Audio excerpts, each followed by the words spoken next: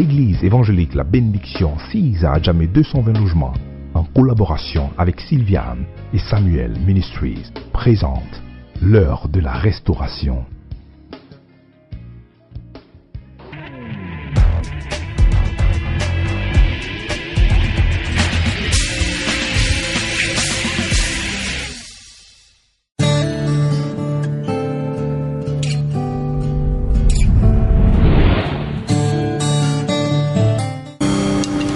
Amen.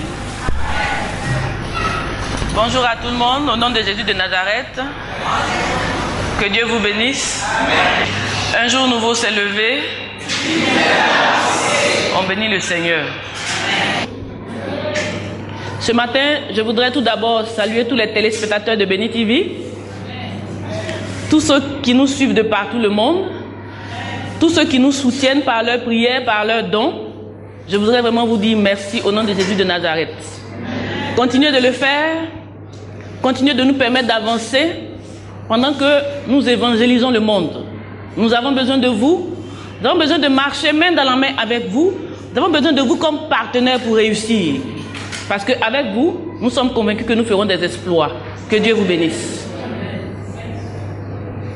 Ce matin, le titre du message, c'est le secret du succès permanent. Le secret du succès permanent. Amen. En fait, on peut réussir continuellement. On peut être dans le succès permanemment. Ce n'est pas une affaire de tu montes aujourd'hui et puis tu descends demain, n'est-ce pas? Ça marche pour toi aujourd'hui. Et puis demain tu es redescendu, et puis ça ne va pas, et puis tu avances, et puis tu trottines, n'est-ce pas? Avec Dieu, ça marche toujours. Avec Dieu, ça évolue toujours. Mais il y a des secrets. Donc le secret du succès permanent. Dieu ne nous a pas laissés sans nous donner les clés de la réussite.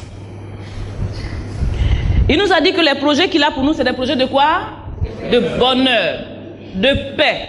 En fait, ce sont des projets de réussite. Parce que quand tu réussis, tu es dans le bonheur. Donc Dieu ne nous a pas laissés ignorants. Il nous a montré comment réussir et comment être dans le succès continuellement. Donc le secret du succès permanent, nous allons prendre un seul verset qui nous dit tout. Josué 1, verset 8. Dans ce seul verset-là, Dieu nous montre comment nous pouvons réussir continuellement, être dans le succès tous les jours, évoluer tous les jours. Josué 1, verset 8. Lisons. Que ce livre de la loi ne s'éloigne point de ta bouche. Médite-le jour et nuit pour agir fidèlement selon tout ce qui y est écrit. Car c'est alors que tu auras du succès dans tes entreprises. C'est alors que tu réussiras. Amen. Donc il dit quoi? C'est alors que tu auras du succès dans une partie, dans tout ce que tu entreprendras. En fait, Dieu voudrait que tout ce que tu fais réussisse. Ça, c'est la volonté de Dieu. Donc il a prévu que tout ce que tu fais, tout ce que ta main touche à faire, que ce soit un succès. Il dit, c'est alors que tu réussiras dans tout ce que tu entreprendras. Tu as déjà entrepris des choses, non? On entreprend tous les jours, n'est-ce pas? Mais aujourd'hui, Dieu va te montrer comment entreprendre et comment réussir. Il ne s'agit pas d'entreprendre et d'échouer. Mais on dit, tu réussiras dans tout ce que tu entreprendras. La clé est dans Josué 1, verset 8. Il dit quoi? Que ce livre de la loi ne s'éloigne pas de ta bouche. Médite-le jour et nuit pour agir fidèlement selon tout ce qui y est écrit, car c'est alors. Amen. Donc, car c'est alors, il y a une certaine conséquence, n'est-ce pas? car c'est alors, c'est une conséquence de ce qui va se faire. Donc, car c'est alors que tu réussiras, c'est-à-dire que tu ne réussiras que si tu fais ce qu'il a dit plus haut. Tu ne réussiras que si tu fais ce qu'il a dit. Donc, on ne peut pas réussir sans faire ça. Amen. C'est-à-dire, Dieu qui est Dieu, qui a créé le monde, les cieux et la terre, nous montre comment réussir. Mais si tu laisses pour faire pour toi, tu vas échouer. La terre, là, elle appartient à Dieu. Amen. C'est lui qui l'a créée, n'est-ce pas? Bon, à moins que tu n'ailles te créer une terre, n'est-ce pas? Et puis mettre des lois de succès. Mais pour l'heure, la terre sur laquelle nous vivons appartient à un seul maître, c'est Dieu. Et il dit que pour réussir, voilà la clé. Josué 1, verset 8. Pour réussir dans tout ce que tu fais. Le Seigneur est vraiment bon. Il est vraiment bon. Il aurait pu ne pas nous dire. Et puis on allait tâtonner à gauche, à droite. Non, il ne veut pas que ce soit ainsi. Il n'est pas un Dieu de désordre. Il a déjà tout planifié avant la fondation du monde. C'est-à-dire qu'avant que toi tu n'arrives sur cette terre, comment on réussit, c'était déjà là. Avant que tu ne sois chrétien, comment on réussit, c'était déjà écrit. Aujourd'hui tu vas comprendre. Et puis tu vas réussir continuellement. Il dit quoi? Que ce livre de la loi. Donc premièrement, il y a un livre qu'on appelle le livre de la loi. Josué 1, verset 8. Il dit c'est alors que tu réussiras. Donc on remonte pour voir point par point quels sont les éléments qui rentrent dans cette réussite. Il dit que ce livre de la loi. Donc premièrement, tu dois avoir un livre. Sinon tu ne peux pas réussir. Premièrement, tu dois avoir un livre. Il dit que ce livre de la loi. Quel est ce livre de la loi? Dieu dit pour réussir, il te faut avoir une Bible. Mais si tu n'as pas de Bible, et puis tu dis tu veux réussir, c'est que tu t'amuses, non? Celui qui a créé le monde dit quoi? Que ce livre de la loi, c'est-à-dire pour réussir, il te faut une Bible. Il te faut un livre qu'on appelle la Bible. Mais pour réussir, tu t'achètes ta Bible. C'est dedans qu'il y a les secrets pour réussir. Et toi, tu veux réussir maintenant sans même avoir une Bible. C'est impossible. Tu ne peux pas réussir sans la Bible. Donc, si tu n'as pas encore acheté ta Bible, au sortir d'ici là, si tu veux vraiment réussir, va prendre ta Bible. Ce n'est pas une affaire de tu attends un cadeau. Tu attends un cadeau jusqu'à quand pour que tu réussisses? Jusqu'à quand quelqu'un va venir t'offrir. Et puis tu vas commencer même à faire la suite pour réussir. Tu ne peux pas te sacrifier pour juste un habit ou bien je ne sais pas quoi. Ça ne coûte que maintenant peut-être 2500, tu peux avoir une Bible, non? Il y en a même de 1000 francs. Oui, il y a des Bibles à 1000 francs. Au lieu peut-être de demander de l'argent pour acheter je ne sais pas quoi, si tu peut-être présentes cette requête à une soeur ou à un frère, je suis sûr qu'on te sera favorable. Pour acheter une Bible pour réussir, Dieu permettra qu'on te donne. Au lieu d'aller escroquer pour autre chose, il faut demander. Je veux une Bible. Je suis sûr qu'on va te donner. Donc, que ce livre de la loi, si tu n'as pas de livre de la loi, tu n'as pas de Bible, c'est que tu refuses la réussite. Parce que ça commence par là. Premièrement, que ce livre de la loi. Deuxièmement, après, qu'est-ce qu'on fait? Ne s'éloigne pas de ta bouche. Donc, il faut posséder d'abord le livre. Et puis que ce livre ne s'éloigne pas de ta bouche. Amen. Comment on y arrive? Ne s'éloigne pas de ta bouche, c'est-à-dire quoi? C'est la confession de ce qui est écrit dans le livre. N'est-ce pas? On n'a pas dit d'embrasser le livre. Amen. Il dit que ce livre de la loi ne s'éloigne pas de ta bouche. Ça veut dire quoi? Il faut confesser ce qui est écrit dans le livre. Il faut confesser ce qui est écrit dans la Bible. Il faut tous les jours déclarer. C'est la déclaration de la parole. C'est-à-dire sortir la parole du livre et puis prononcer. Et puis déclarer. N'est-ce pas? Par exemple, quelle déclaration? Aujourd'hui, nous pouvons dire que nous sommes sauvés. N'est-ce pas? N'est-ce pas que nous avons été libérés? N'est-ce pas que nous avons été affranchis? N'est-ce pas? N'est-ce pas qu'il a pris nos péchés à la croix? Ce sont des déclarations. On n'était pas là. On a lu dans la Bible et on a accepté. On a eu confiance en ces paroles et nous les déclarons et nous sommes convaincus qu'à cause de cela, nous sommes sauvés. Donc nous déclarons la parole. Que ce livre de la loi ne s'éloigne pas de ta bouche. Il faut déclarer, il faut confesser le livre. Il faut confesser ce que tu as cru. C'est dans la confession que tu auras la vie. Par tes paroles, tu seras justifié. N'est-ce pas? Ce sont les paroles. Parce que la mort et la vie sont au pouvoir de la langue. C'est par les paroles que tu crées la vie. Par les paroles de Dieu contenues dans la Bible. Donc il dit quoi? Que ça ne s'éloigne pas de ta bouche. Il y a des chrétiens qui ne confessent pas la parole. La parole reste dans le livre. Ça ne peut pas agir pour toi. Il faut que la parole soit déclarée. La parole du livre soit confessée. Donc il dit quoi? Que ce livre de la loi, donc premièrement il faut avoir un livre. Deuxièmement, il faut pouvoir déclarer les paroles du livre. Mais comment pouvoir déclarer les paroles si tu ne les connais pas?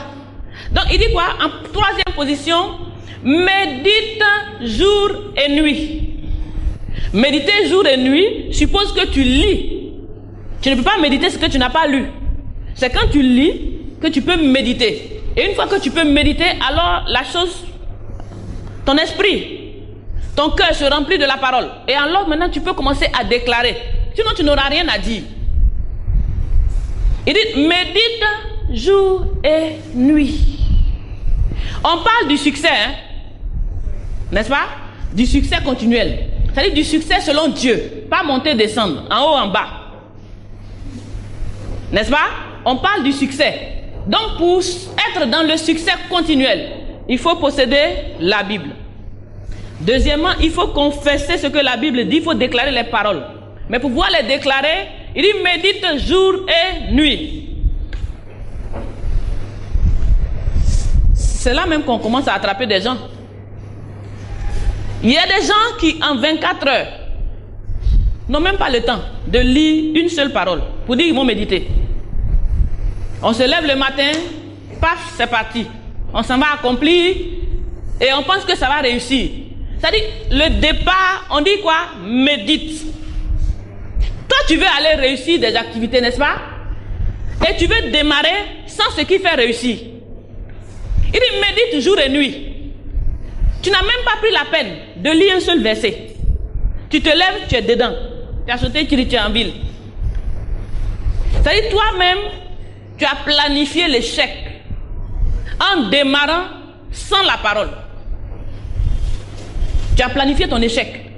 Il dit, il n'y a pas d'autre manière de réussir. Il y a un livre, il faut confesser. Mais avant de confesser, il faut méditer. Jour et puis la nuit.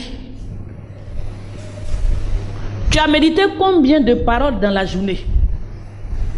Demande-toi, tu en médites combien? Et puis tu veux réussir.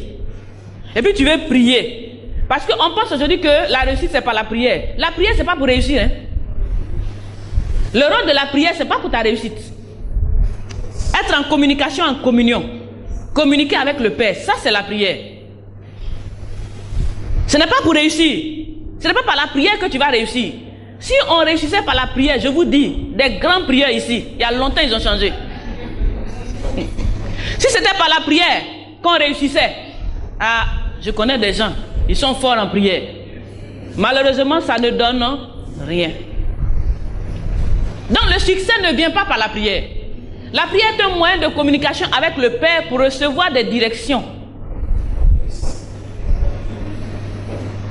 Donc, il dit médite jour et nuit.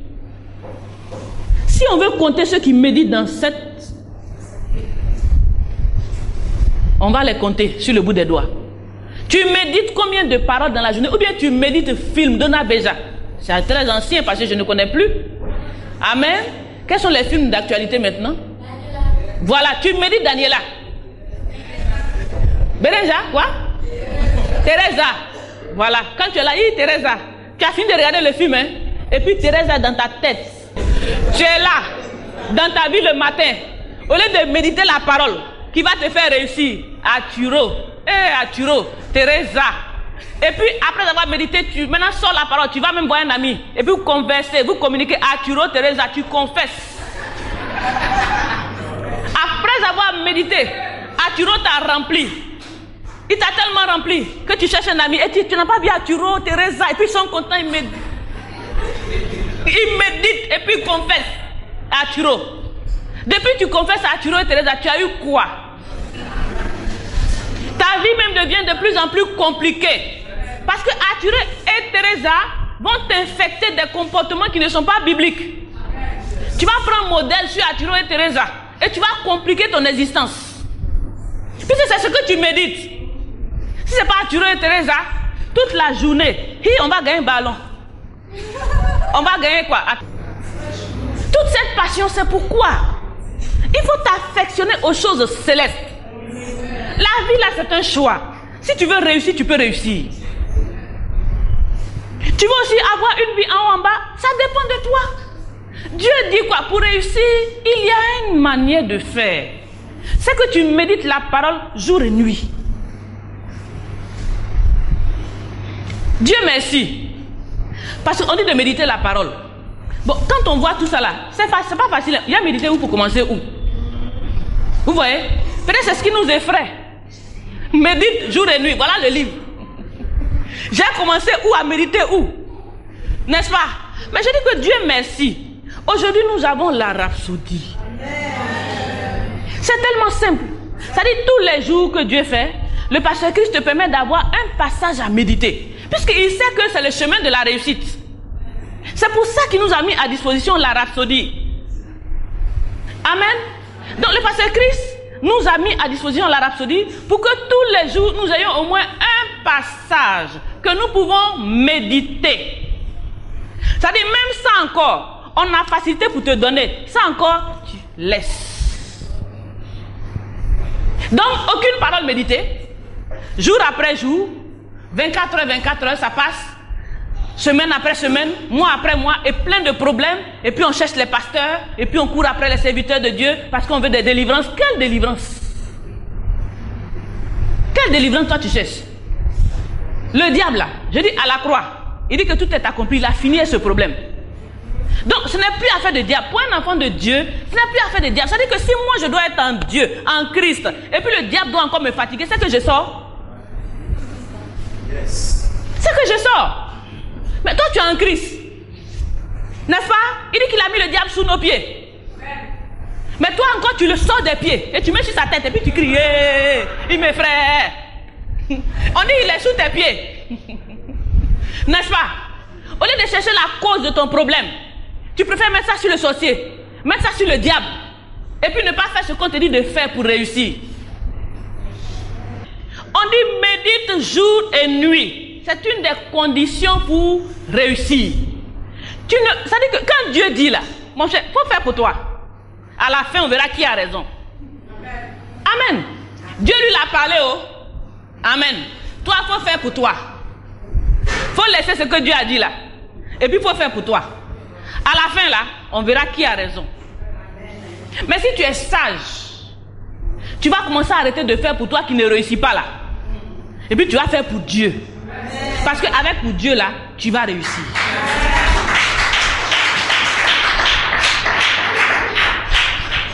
Il dit médite jour et nuit.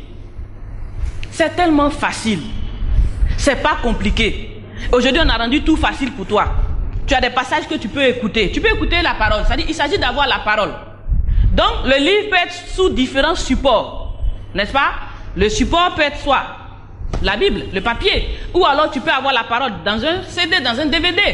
C'est pas facile à retenir. Mais en écoutant, tu vas le graver dans ton esprit. Donc tu peux avoir la parole sous différentes formes. Mais assure-toi au moins que dans la journée, tu as au moins un passage à méditer. Parce que c'est alors que tu réussiras. Amen. Donc il dit quoi? Médite jour et nuit. Je vous dis, c'est la clé de la réussite. Hein? C'est la clé du succès. Aujourd'hui là, si tu écoutes ça que tu fais, tu vas réussir. Si tu ne réussis pas, toi-même tu sais que la faute là, il faut reconnaître quand toi-même tu es en faute. Il faut reconnaître. Il y a des gens qui ne savent pas reconnaître leurs problèmes. C'est-à-dire tous les jours c'est quelqu'un qui a fait. Tous les jours c'est quelqu'un. c'est jamais eux. Ça ne marche pas dans sa vie. C'est un oncle. Et mon oncle ne m'a pas fait ceci, il ne m'a pas donné l'argent. C'est ton oncle qui t'a fait venir à Abidjan ici. N'est-ce pas? C'est ton oncle qui a programmé que tu naisses sur cette terre pour qu'il soit responsable de ta réussite. Lui-même là, il a fait comment pour réussir? Et puis c'est lui qui attend pour réussir. Ce n'est pas les mêmes 2 pieds, 2 bras, une tête.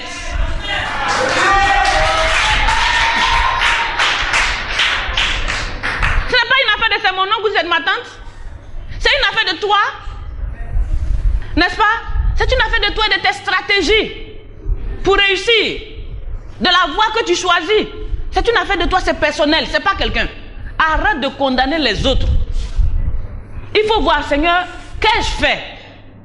On va te révéler et puis tu vas corriger, puis ça va marcher. Sinon, Dieu aime tout le monde. Il ne peut pas faire réussir certains et puis faire échouer d'autres. Il aime tout le monde, même pied d'égalité. D'autres réussissent, d'autres n'arrivent pas à s'en sortir. Ce n'est pas la faute de quelqu'un, je dis que c'est personnel.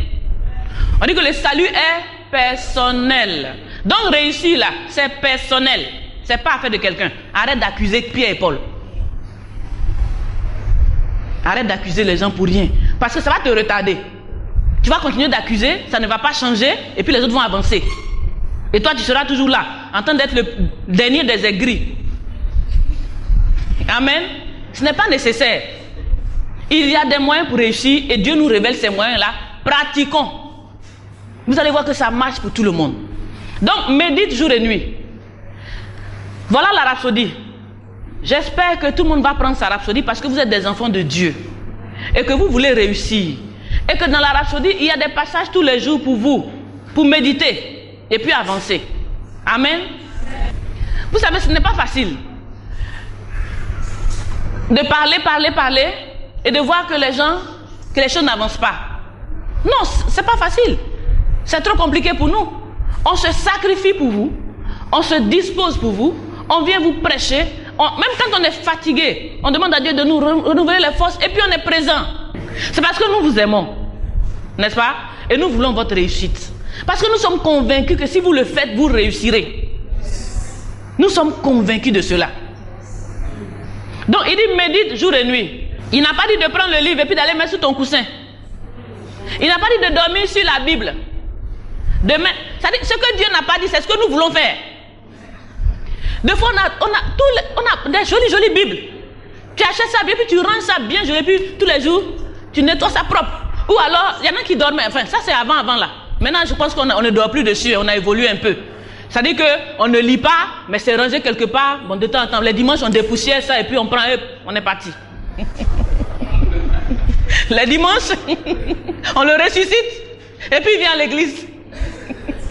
Mais dans la semaine, comme on dit bonsoir, il ne va même pas te voir passer. Pourtant, c'est par là que nous réussissons. Il dit, médite jour et nuit. Oh. Car c'est alors que tu réussiras dans tout ce que tu entreprendras. Oh. Médite et puis confesse. Pour réussir. Après ce message-là, je suis convaincu que tout le monde réussira ici. Parce que vous êtes des enfants de Dieu obéissants. Et vous voulez réussir selon votre Père, selon sa manière. Le pasteur Christ a dit comme ça que quand la télévision est en panne, n'est-ce pas? Tu ne vas pas voir le réparateur de voiture pour qu'il règle le problème. Quand la télévision est en panne, tu vas voir le réparateur de télévision, n'est-ce pas? Celui qui a conçu, c'est celui qui peut réparer.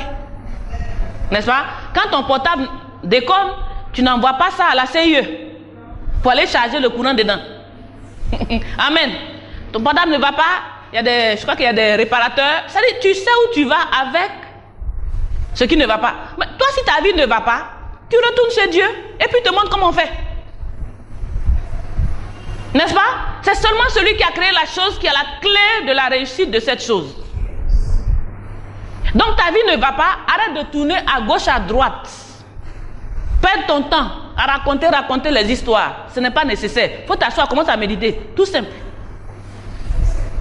Et puis tu vas voir que les choses vont progresser. Les choses vont changer de manière miraculeuse.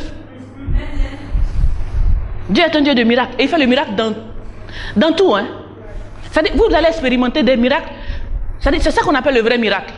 Il y a un miracle de paralytique s'est levé. Mais il y a des miracles, ce n'est pas paralytique. Mais toi-même, tu sais que là, c'est Dieu. Et puis tu es content.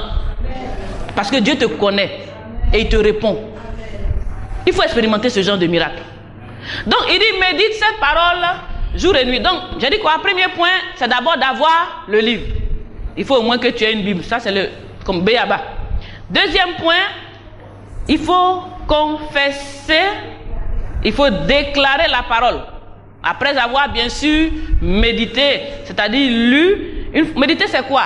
C'est d'abord lire. Et une fois que tu as fini de lire, bon, qu'est-ce qu'on pourrait dire par méditer? Chercher à comprendre. Voilà. C'est-à-dire tu lis le passage et puis maintenant tu commences à chercher dans ton esprit. Qu'est-ce que ça veut dire? Aller en profondeur, c'est-à-dire tu réfléchis à la parole. Tu sondes les Écritures. Non, sonder, non, mais c'est prendre d'abord en toi et puis chercher à comprendre. Par exemple, qu'est-ce que je pourrais dire? Il a dit que vous imposerez les mains aux malades, les malades seront guéris. Ça, en tout cas, c'est un peu bizarre. N'est-ce pas pour toi, hein? Tu trouves que, malade guéri, mon cher, je prends mon aspirine, j'ai fini avec ça. Mais il dit que non, c'est en imposant les mains que les malades sont guéris. Donc, en fait, ta main, c'est plus qu'aspirine. Donc, au lieu d'aller gaspiller mon argent, attends, je vais réfléchir, attends. Il dit, mais Seigneur, ah bon, tu peux faire ça? Imposer les mains seulement? Et puis on peut guérir? Père, je te dis merci. En fait, je n'ai pas besoin de comprendre comment ça fonctionne. Mais je vais lui faire confiance. Donc, dès que je sors le matin, vous imposez les malades, les malades seront guéris. Vous imposez les mains, les malades seront guéris. Paf, un malade se présente. Tu guéris. Il dit, vous imposez les mains aux malades et puis ils seront guéris. Mais est-ce que c'est moi qui ai dit? C'est Dieu le Créateur. C'est lui qui a dit ça. N'est-ce pas? Tu prends la parole en toi. Toute la journée, tu réfléchis à comment tu peux progresser avec cette parole selon les révélations qu'il va te donner. Parce que pendant que tu seras en train de réfléchir, il va t'ouvrir la parole. C'est ça qu'on appelle le réma. Quand tu vas lire, tu vas lire quelque chose. Mais quand tu vas méditer, tu vas voir la profondeur de cette parole. Il peut même te révéler comment on fait au travers de la méditation. Ce qui ne dit pas celui qui n'a pas médité. Mais toi qui as médité, il peut te dire comment on fait. C'est pour ça que la parole, si tu l'as aujourd'hui, tu peux avoir une révélation aujourd'hui. Demain, tu peux encore aller en profondeur. Après demain, tu peux aller encore en profondeur. C'est-à-dire tous les jours que Dieu fait, tu peux avoir des révélations dans le même passage. Tu descends plus en plus en profondeur. Donc, il dit quoi? Il faut méditer la parole. Il faut penser à la parole comme tu penses à Arturo. Ce que je vous dis là, c'est capital. Des choses inutiles qui ne vous avancent à rien, il faut les nettoyer du disque. Je ne suis pas obligé de t'écouter si ce que tu dis là ne m'intéresse pas et ne me fait pas avancer. Je suis obligé d'aller à une conférence, une conversation qui ne me fait pas évoluer. Quand je regarde la télévision, ce qui ne peut pas m'avancer, j'éteins. Parce que je ne veux pas prendre. Si tu prends, tu vas occuper l'espace. Et quand tu vas occuper l'espace, la parole n'aura plus de place. Donc il faut sélectionner ce que tu écoutes. Il faut sélectionner. Il faut te focaliser sur ce qui peut te faire avancer. N'est-ce pas? Gloire à Jésus. Donc il dit quoi? Que cette parole ne s'éloigne pas de ta bouche. Que ce livre de la loi ne s'éloigne pas de ta bouche. Médite jour et nuit pour agir. Voilà un autre élément qui sort. Pour agir. Donc il ne s'agit pas de lire, n'est-ce pas? Et puis maintenant faire ce que toi tu veux. Sinon beaucoup de chrétiens ont certainement beaucoup de paroles, hein? Mais qui fait, qui agit par rapport à cette parole? Quelquefois on laisse la parole de côté et puis on fait pour nous. Amen. Il y en a même qui vont jusqu'à dire, attends, cette affaire des chrétiens, il laisse de côté, puis nous devons se frapper et puis on verra après. C'est-à-dire, eux-mêmes, c'est fini, c'est même pas la parole.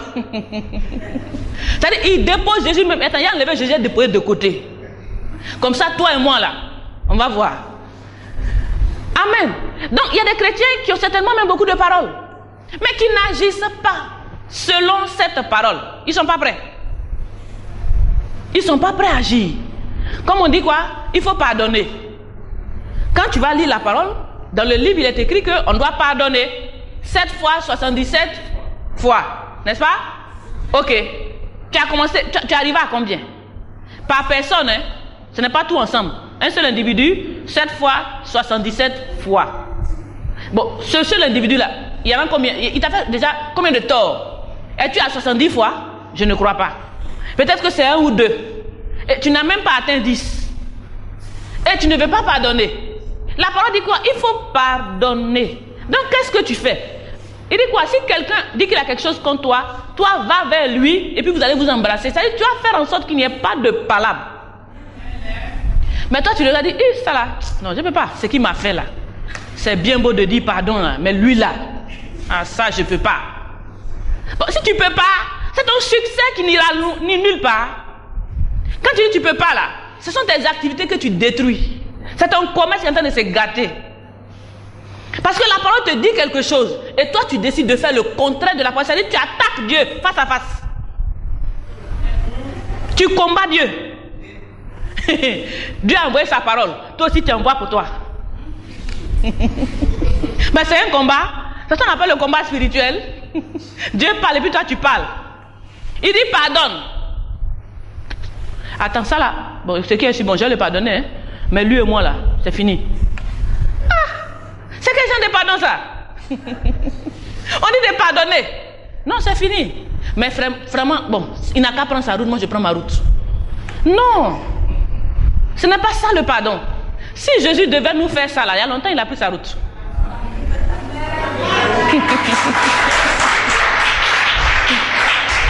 Ce message vous a été proposé par l'Église évangélique La Bénédiction.